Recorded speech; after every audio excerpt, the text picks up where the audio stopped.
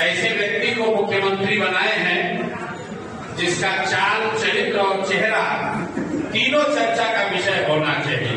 अब बिहार को गुजरात से चलाया जाएगा, गुजरात के हितों को ध्यान में रखकर चलाया जाएगा और इसका मतलब है कि बिहार से पलायन बंद नहीं होगा।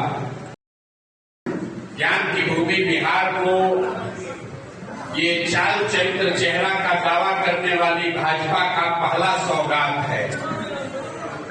ऐसे व्यक्ति को मुख्यमंत्री बनाए हैं जिसका चाल, चरित्र और चेहरा तीनों चर्चा का विषय होना चाहिए।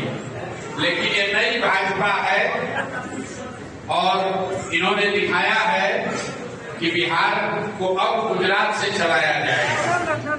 मैंने पहले भी कहा था, मुख्यमंत्री कोई भी बने, अब बिहार को गुजरात से चलाया जाएगा, गुजरात के हितों को ध्यान में रखकर चलाया जाएगा और इसका मतलब है कि बिहार से पलायन बंद नहीं होगा। पलायन बंद इसलिए नहीं होगा कि अगर बिहार से 10-12 हजार रुपए में काम करने के लिए नौजवान लाखों की संख्या में नहीं उपलब्ध होंगे तो 30 लाख से ज्यादा लोग गुजरात में मजदूरी करने के लिए मिलेगा कहां से। तो जो आज यहाँ मुख्यमंत्री बने हैं, व्यक्ति की बात नहीं है, उनकी चाबी, उनका रिमोट कंट्रोल अमित शाह के पास होगा, जिनकी प्राथमिकता ये है कि गुजरात में 10-12 हजार रुपए में काम करने के लिए लाखों बिहार के लड़के ट्रेन में, बस में जानवरों की तरह बैठकर जाते रहें।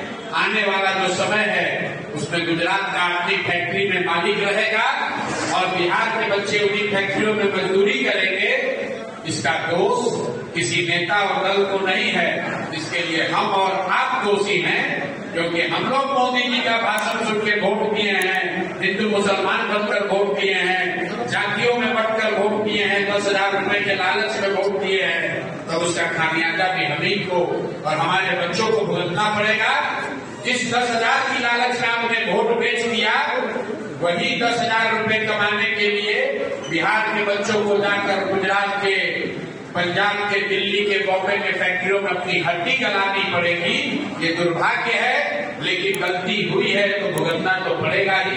यही बात आपको आज बताने आए हैं। के कार्यक्रम में शामिल हुए हैं। मैं आपका अररिया जनसुराज की ओर से, यहाँ कार्यकर्ता साथियों की ओर से और मैं अपने व्यक्तिगत तौर पर आप सबका धन्यवाद कर रहा हूँ। जैसा कि आपने देखा, ये चुनाव के बाद अररिया जिला संगठन के महत्वपूर्ण साथियों के साथ पहली चर्चा है।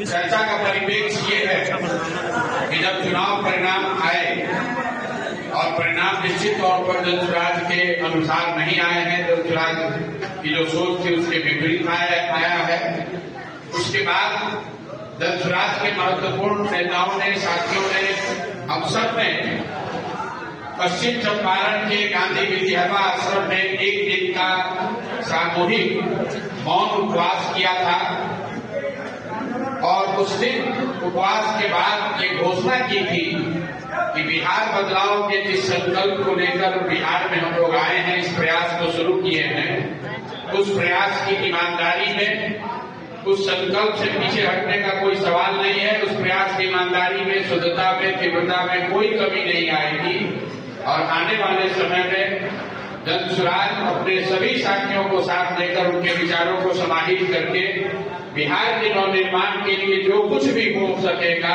जो कुछ भी बन पड़ेगा, वो हम लोग आने वाले समय में करेंगे।